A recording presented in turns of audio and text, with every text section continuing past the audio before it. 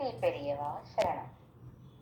திருவைகுந்த வாசன் ஸ்ரீ மகாவிஷ்ணுவின் திருத்தேவியருள் ஒருவரான ஸ்ரீ பூதேவி நாச்சியாரே ஸ்ரீ ஆண்டாளாக திரு அவதாரம் செய்தருளினார்.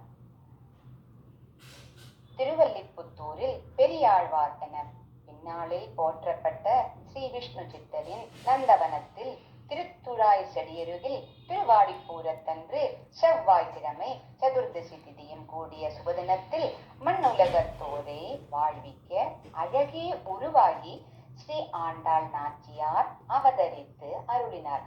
அவருக்கு கோதை என்னும் திருநாமம் சூட்டி வளர்த்தார். ஸ்ரீ விஷ்ணு சித்தர் பரம ஞானத்தை தந்தையே குருவாக இருந்து போதித்த அல்லும் பகலும் கண்ணன் திருவடிகளையே எண்ணி வளர்ந்தார். கண்ணனையே தம் மணாளனாக வரித்து மணந்தால் கண்ணனையே மணப்பது என்று உறுதி பூண்டார்.